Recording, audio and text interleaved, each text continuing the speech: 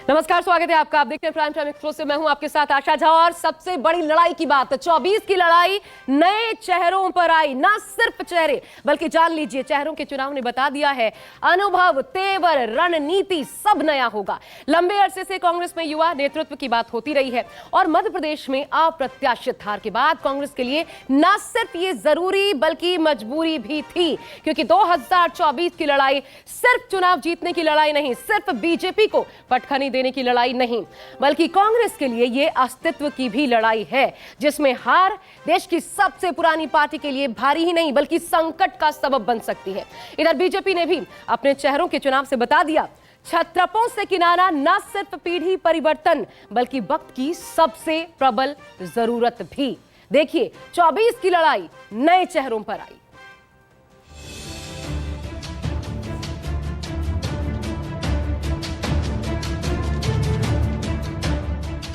MP Chhattisgarh में करारी शिकस्त मिली तो कांग्रेस ने नेतृत्व को लेकर सीनियर को बड़ा झटका दे दिया।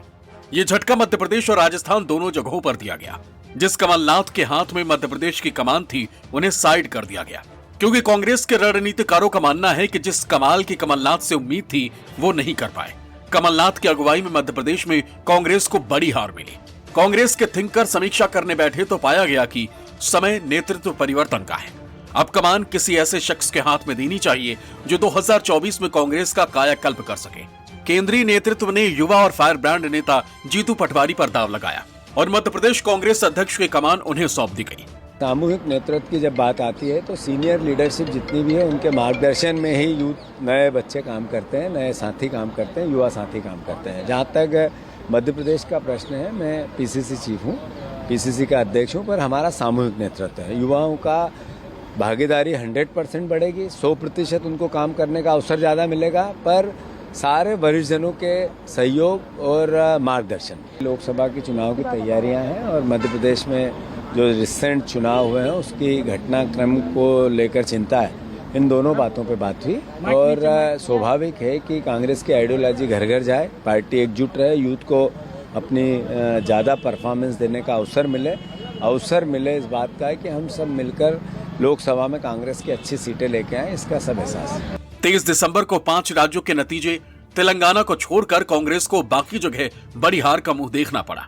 कांग्रेस को सबसे बड़ा झटका मध्य प्रदेश छत्तीसगढ़ से लगा। विधानसभा चुनाव में करारी हार मिलने के बाद कांग्रेस पार्टी में नेतृत्व परिवर्तन की मांग जोर शोर से उठ रही थी। पार्टी के केंद्रीय नेतृत्व ने इस बात को भी भांप लिया है कि मध्य प्रदेश में बदलाव करते हुए पूर्व विधायक जीतू पटवारी को मध्य प्रदेश कांग्रेस कमेटी की कमान सौंप दी। पार्टी के केंद्रीय नेतृत्व ने इस बात को भांप भी लिया और मध्य प्रदेश में बदलाव करते हुए पूर्व विधायक जीतू पटवारी को मध्य प्रदेश कांग्रेस कमेटी की कमान सौंप दी। चुनाव के दौरान पटवारी को कांग्रेस के चुनावी अभियान का सह अध्यक्ष बनाया गया था। उनके जन आक्रोश रैलियों में अच्छी खासी भीड़ जुट रही थी। पटवारी शिवराज सिंह चौहान को पटवारी पुलिस और शिक्षक भर्ती में कथित घोटाले को लेकर घेरते रहे। तो पटवारी सामूहिक नेतृत्व की बात तो कर रहे हैं, लेकिन वो जानते हैं कि उनकी पहचान और आगे उनके लिए चुनौती बहुत बड़ी है, जिसे उन्हें साबित करना होगा, क्योंकि लड़ाई भाजपा से है। अब आपको बताते हैं जीतू पटवारी, आखिर इस चेहरे पर दांव क्यों खेला गया, कितना महत्वपूर्ण ये चेहरा हो जाता है। तो देखिए, जीतू पटवारी पहचान ये जान लीजिए और चुनौतियां भी। विधानसभा से सड़क तक लगातार कांग्रेस के लिए काम करने वाले नेता के तौर पर इन्होंने अपनी पहचान बनाई है। बीजेपी ने एमपी में कांग्रेस की हार के बाद कमलनाथ पर यह कहते हुए, आपको याद होगा, निशाना भी साधा था कि कमलनाथ बहुत अच्छे मैनेजर हो सकते हैं लेकिन अच्छे लीडर नहीं। तो ऐसे में जीतू पटवारी का नाम सामने आया है। अब देखिए दूसरी बड़ी बात, राहुल गांधी के करीबी, आला कमान से अच्छे संबंध माने जाते हैं। 50 साल के हैं, ओबीसी के नेता हैं। 2018 में पार्टी का कार्यकारी अध्यक्ष भी बने थे, फिर एमपी कांग्रेस मीडिया सेल के अध्यक्ष भी बने। फिर 2017 में मंदसौर में, आपको याद होगा, पुलिस गोलीबारी में 5 किसानों की मौत हुई थी। उसके बाद एक तस्वीर सामने आई थी, बहुत वायरल हुई थी, मोटरसाइकिल पर राहुल गांधी को ले जाने की। आगे कौन शख्स था? आगे दरअसल यही जीतू पटवारी थे। जी हां, ये देखिए, ये तभी से करीबी कहा जाता है। इसी दौरान राहुल गांधी के गुड लिस्ट में ये शुमार हो गए, करीबियों में शुमार हो गए, नीले कुर्ते में जीतू पटवारी। तभी से ये बहुत अहम पड़ाव था और कह सकते हैं राजनीतिक तौर पर जीतू पटवारी के लिए ये घड़ी जो थी ये काफी कारगर साबित हुई, उनके लिए वरदान साबित हुई एक तरीके से। आगे देखिए क्यों इनका नेतृत्व चुना गया, ये भी आपको बताते हैं। तीसरी बड़ी बात, कमलनाथ सरकार में उच्च शिक्षा, खेल और युवा मामलों के ये मंत्री भी रह चुके। 2018 में 15 महीने की सरकार, लेकिन तब भी और ये बहुत महत्वपूर्ण रहा। इनके साथ एक अनुभव भी उस दौरान जुड़ गया। और दूसरी बात, क्या इनको खास बनाता है मध्य प्रदेश में, ये भी जान लीजिए। क्यों इन पर दांव खेल सकती है कांग्रेस, आपको ये भी बता दें। दरअसल कमलनाथ सरकार में जब ये उच्च शिक्षा, खेल, युवा मामलों के मंत्री रहे 2018 में, हालांकि राव विधानसभा से पटवारी ने बीजेपी की मधु वर्मा को हराकर लगभग 5000 वोटों के अंतर से जीत दर्ज की थी। लेकिन इस बार देखिए, इस बार इसी सीट से बीजेपी प्रत्याशी से बड़े मार्जिन से हार का सामना करना पड़ा। लगभग 35,000 वोटों के बड़े अंतर से पटवारी हार गए, लेकिन फिर भी नेतृत्व प्रदेश कांग्रेस कमेटी का इनको सौंपा गया है। अब इनके साथ कैसे वोट बैंक जुड़ता है वो समझ लीजिए। देखिए, ओबीसी नेता है, मालवा निमाड़ क्षेत्र से ये आते हैं। ये बहुत इंपॉर्टेंट क्षेत्र हो जाता है क्योंकि मालवा निमाड़ क्षेत्र का राज्य की राजनीति में अहम रोल है, योगदान है। कैसे, वो भी समझ लीजिए। आखिर हम ये क्यों कह रहे हैं? दरअसल मालवा निमाड़ क्षेत्र जो है वो राज्य की राजनीति में अहम रोल इसलिए निभाता है क्योंकि 66 विधानसभा की सीटें जो है यही से आती हैं। जीतू पटवारी को पार्टी की कमान देने से सीधे तौर पर कांग्रेस को यहां फायदा मिलने की उम्मीद नजर आ रही है। अब आपको चुनौतियों से भी रूबरू करवाते हैं। क्या चुनौती? आपने सुना होगा, सामूहिक नेतृत्व की बात बार बार जीतू पटवारी कर रहे हैं, लेकिन उनके सामने वो जानते बखूबी की चुनौतियां भी हैं। ऐसे में इसे भी जान लीजिए। पटवारी की चुनौती देखिए, 3 पावर सेंटर में बटी पार्टी को एकजुट करना। सबसे पहले तो यही, क्योंकि दिग्विजय कमलनाथ, हालांकि पटवारी सर्चन को बखूबी समझते हैं। यही कारण है कि प्रदेश कांग्रेस की कमान संभालते ही सबसे पहले जो उन्होंने बयान दिया वो ये कि कमलनाथ हमारे नेता हैं। कमलनाथ, दिग्विजय सिंह और अन्य वरिष्ठ नेताओं के सामूहिक नेतृत्व और मार्गदर्शन में कांग्रेस आगे बढ़ेगी। और कांग्रेस के इतिहास में गुटबाजी का अंत पहले ही हो चुका है। गुटबाजी का जिक्र करना नहीं भूले वो। कमलनाथ, दिग्विजय से तालमेल बनाकर उनको आगे बढ़ना होगा। यह भी महत्वपूर्ण हो जाता है क्योंकि बिना तालमेल वो कितना सक्सेस कर पाएंगे, उनका सक्सेस रेट क्या होगा नहीं कहा जा सकता। क्योंकि जब टिकट बंटवारे और प्रदेश में पार्टी नेताओं को तरजीह देने की बात आएगी तब पटवारी को इस चुनौती का सामना करना पड़ेगा। वो जानते हैं और इसलिए सामूहिक नेतृत्व की बात कर रहे हैं। और देखिए, 2024 के लिहाज से 2024 में पार्टी को जीत की दहलीज पर पहुंचाना। कुल 29 सीटें हैं लोकसभा की, याद रखिए, मध्य प्रदेश में। पिछली बार 2019 में महज 1 सीट कांग्रेस के हाथों में आई थी, वो भी छिंदवाड़ा से कमलनाथ के बेटे नकुलनाथ का। और ऐसे में समय कम है और चैलेंज बहुत बड़ा। अब ओबीसी वोट बैंक इनके साथ कैसे जुड़ता है? ओबीसी वोट बैंक को कांग्रेस की तरफ खींचना इनके चुनाव के पीछे ये भी एक मकसद है। एमपी में चाहे भाजपा हो या कांग्रेस, 50% वोट बैंक है ओबीसीज का। और दोनों ही पार्टियों ने इस पर दांव खेला। एक तरफ ओबीसी सीएम, दूसरी ओर ओबीसी प्रदेश अध्यक्ष के तौर पर जीतू पटवारी।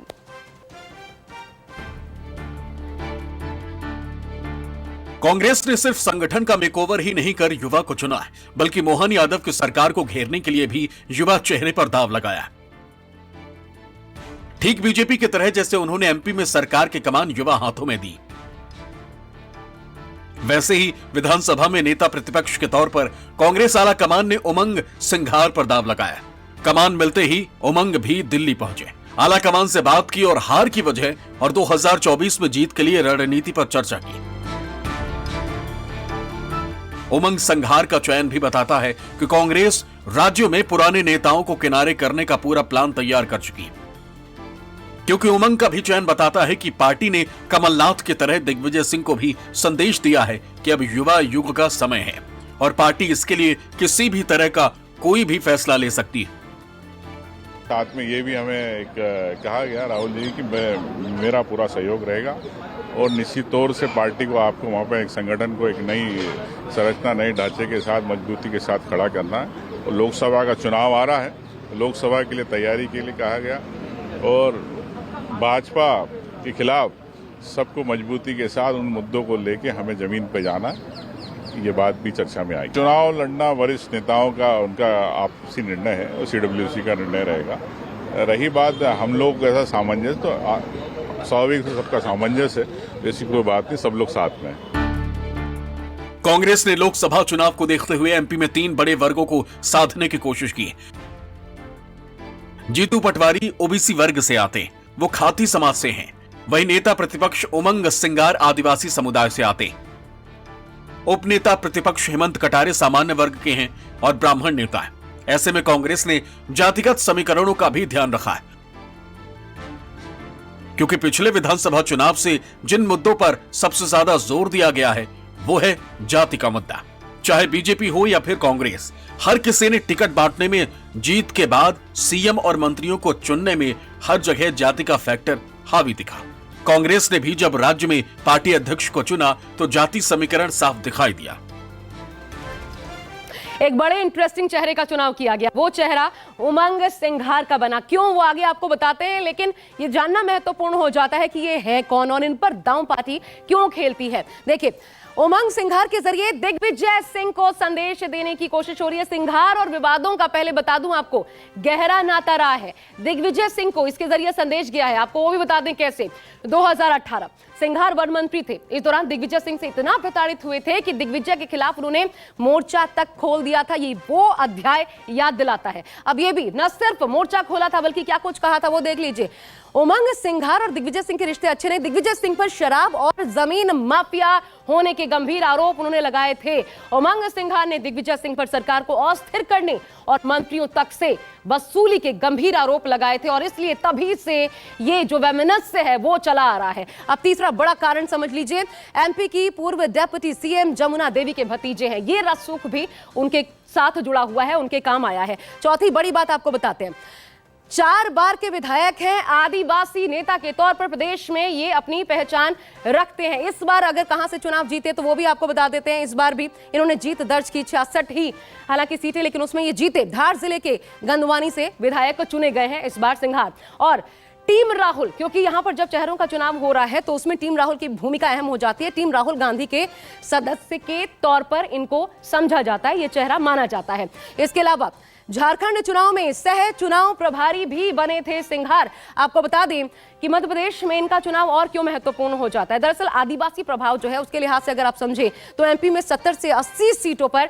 आदिवासियों का प्रभाव है। ऐसे में सिंघार को मौका देकर पार्टी इस वोट बैंक को साधना चाहती है और कमलनाथ सरकार में वन मंत्री भी रहे थे, वो अनुभव इनके साथ है ही।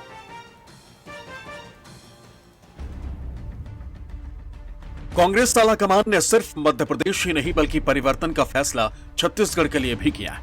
आलाकमान ने पूर्व सीएम बघेल को भी झटका दे दिया। कांग्रेस ने छत्तीसगढ़ में भी अपने नेता बदले। यहां 69 वर्षीय चरणदास महंत को विधानसभा में विपक्ष का नेता बनाया। एक तरह से बघेल को भी संदेश दिया गया है कि छत्तीसगढ़ में जीत की रणनीति बनाने में वो कहीं न कहीं फेल हुए हैं। हालांकि छत्तीसगढ़ से जुड़े जो सियासी रिपोर्ट आ रहे थे उससे ज्यादातर लोग कह रहे थे कि छत्तीसगढ़ में बघेल की सरकार वापस आ रही, लेकिन नतीजा उसके उलट हुआ। छत्तीसगढ़ में कांग्रेस को करारी हार मिली और जब मंथन के लिए आलाकमान बैठा तो उसने राज्य के नेतृत्व पर भी कई बड़े फैसले लिए। जिस तरह से सीएम फेस को लेकर बीजेपी ने रमन सिंह पर दाव लगाने के बजाय विष्णुदेव साय पर दाव लगाया, इसी तरह से कांग्रेस ने भी चरणदास को नेता प्रतिपक्ष चुना और 2024 के लिए काम करने का संदेश दिया। नई जिम्मेदारी हमारे हाईकमान ने दी है, मैं उनके प्रति आभार व्यक्त कर ही चुका हूं और करना चाहता हूं कि उनने मुझ पर ऐसे समय विश्वास किया जब हम लोग कुछ बिखरे हुए हैं, दुखी हैं। कांग्रेस के लोग नाराज हैं, दुखी हैं, तो मेरी जिम्मेदारी बनती है कि सबसे पहले मैं उनको एकत्रित करूं, सबसे मिलजुल के रहने के लिए उनको साथ लेके चलूं, ये मेरी बड़ी जवाबदारी है। हमारे भरोसा तो माननीय मुख्यमंत्री पुराने हमारे भूपेश भाई थे। अब उनसे जो छूट गया है वो हम सबको अपने भरोसे में लाएंगे और एक छत्तीसगढ़ के लोग कांग्रेस के प्रति फिर से भरोसा करें और फिर से अपनी राय बदल के कांग्रेस के साथ चलें, ये हमारी जवाबदारी हो। और हम लोग एक होकर आने वाले लोकसभा चुनाव में काम करेंगे, जीतेंगे और बेहतर रिजल्ट आपको देंगे। मैं डॉक्टर चरणदास महंत जी को बधाई दूंगा कि वो नेता प्रतिपक्ष हमारे चुने गए, कांग्रेस विधायक दल के नेता बने हैं और उनका विधानसभा और लोकसभा में बहुत लंबा अनुभव रहा है। केंद्रीय मंत्री के रूप में भी, विधानसभा अध्यक्ष के रूप में भी, मध्य प्रदेश में भी मंत्री के रूप में उनका बहुत सुदीर्घ अनुभव है। उसका लाभ हम लोगों को निश्चित रूप में मिलेगा और विपक्ष आदरणीय डॉक्टर चरणदास महंत के नेतृत्व में हम लोग जो जनता के मुद्दे हैं उसको आम जनता तक ले जाएंगे। चरणदास को छत्तीसगढ़ में लाना भी कांग्रेस के मेकओवर का हिस्सा माना जा रहा है। सवाल है कि आखिर जिस बघेल पर केंद्रीय कांग्रेस सबसे ज्यादा भरोसा दिखा रहा था, वहां ऐसा क्या हुआ कि छत्तीसगढ़ में प्रिय बघेल किनारे कर दी गए। दरअसल छत्तीसगढ़ में आदिवासी काफी अहम भूमिका निभाते हैं, लेकिन आरोप लगते हैं कि बघेल जब तक मुख्यमंत्री रहे आदिवासियों से कटे रहे। हालांकि किसानों के लिए काफी काम किया, लेकिन नतीजों में काम नहीं आया और नतीजा उनके खिलाफ गया। तो पीढ़ी परिवर्तन दोनों ही पार्टियों में हो रहा है। अब आपको बता देते हैं छत्तीसगढ़ से भी आखिर कौन है चरणदास महंत, उन पर पार्टी ने आखिर इस बार कैसे दाव खेला है। तो पहले तो ये जान लीजिए कि उन 5 वरिष्ठ नेताओं में शामिल हैं जो सीट बचाने में इस बार कामयाब रहे।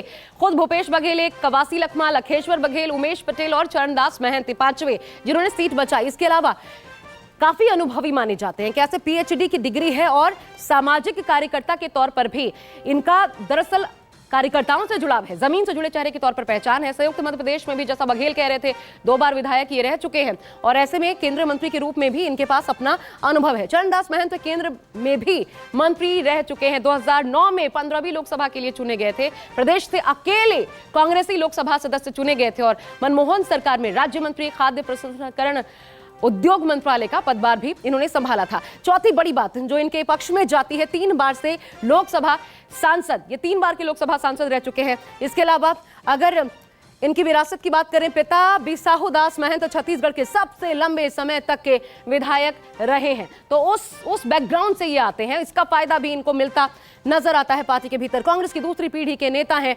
चरणदास और ऐसे में पार्टी ने इन पर भरोसा जताकर एक बड़ा दांव खेला है 2024 से पहले। 3 दिसंबर को 5 राज्यों के नतीजे आए। तेलंगाना छोड़कर बाकी 3 राज्यों राजस्थान, मध्य प्रदेश और छत्तीसगढ़ में दोनों पार्टियां बीजेपी और कांग्रेस आमने सामने थी। तीनों राज्यों में बीजेपी को बड़ी जीत मिली। यही दोनों पार्टियों ने पीढ़ी परिवर्तन शुरू कर दिया। बीजेपी ने एमपी में जीत के बाद सीएम शिवराज को हटा दिया, बिल्कुल नए चेहरे मोहन यादव को सीएम बना दिया। राजस्थान में वसुंधरा की दावेदारी कही जा रही थी। इनके अलावा कई और नेता थे जो कतार में थे, लेकिन बीजेपी ने बिल्कुल नए चेहरे भजन लाल को सत्ता सौंप दी। संदेश साफ था कि क्षत्रपों से किनारा किया जा रहा है। वैसे ही बीजेपी ने छत्तीसगढ़ में किया। छत्तीसगढ़ में बीजेपी का सबसे बड़ा और पुराना चेहरा थे रमन सिंह। उन्हें भी सीएम की कुर्सी से दूर रखा गया। ठीक वैसे ही कांग्रेस ने अब किया। एमपी जीतू पटवारी, छत्तीसगढ़ में चरणदास, दोनों का निशाना 2024 है। जानकार कहते हैं कि बदलाव का समय है, ऐसे में दोनों ने परिवर्तन का ही रास्ता चुना। जो कांग्रेस पार्टी ने कवायद की है वो ये की है कि भारतीय जनता पार्टी ने 2 मुख्यमंत्री दिए, एक ब्राह्मण है तो कांग्रेस पार्टी ने भी एक ब्राह्मण दे दिया। ओबीसी चीफ मिनिस्टर है तो अध्यक्ष ओबीसी हो गया। अनुसूचित जाति का एक उन्होंने उप मुख्यमंत्री दिया भारतीय जनता पार्टी ने, तो उन्हें जनजाति का नेता प्रतिपक्ष दे दिया। तो कहीं ना कहीं एक दूसरे का जो वोट बैंक है उसी को लेकर समीकरण चल रहे हैं, उसी को लेकर नीतियाँ चल रही। दोनों दल उसी हिसाब से अपनी रणनीति बिठा रहे हैं और लोकसभा चुनाव के लिहाज से नहीं, ये रणनीति आगे 28 के हिसाब से भी इसे आप मानिए, क्योंकि ये लंबी चलने वाली राजनीति है। मध्य प्रदेश में कांग्रेस नई पीढ़ी के साथ जाने की कोशिश कर रही है। पिछले 4.5 दशक में जो नेता मध्य प्रदेश की राजनीति कर रहे थे, जिनके कारण कांग्रेस लगातार राज्य में कमज़ोर होती गई, अब उन लोगों से यदि पार्टी मुक्त हो रही है तो निश्चित तौर पर उसके लिए आगे की चुनौतियां खत्म नहीं हो जाती, क्योंकि जो स्थापित नेता हैं वो नई पीढ़ी के नेताओं को इतनी आसानी से काम नहीं करने देंगे। नई पीढ़ी के सामने समस्या संसाधनों की भी होगी, कार्यकर्ता के साथ जुड़ने की भी समस्या होगी। बहुत सारी जो समस्याएं हैं उनको जो है गुटिया राजनीति तो कांग्रेस की एक है, उसके साथ मिलकर चलना है, कैसे सबको साथ लेते हैं। 2024 को देखते हुए दोनों ने राज्यों में नेतृत्व परिवर्तन कर तो दिया है, लेकिन कितना असर दिखेगा लोकसभा के नतीजों के बाद पता चलेगा, क्योंकि इन चेहरों के सामने सबसे बड़ी चुनौती लोकसभा चुनाव और पार्टी के भीतर गुटबाजी को खत्म करना है। ऋषिकेश के साथ विपिन श्रीवास्तव की रिपोर्ट, न्यूज़ 24। जी हाँ, तो परिवर्तन जरूरी और मजबूरी भी। कितना फायदा कितना नुकसान 2024 ही तय करेगा। एक छोटा सा ब्रेक, देखते रहिए न्यूज़ 24।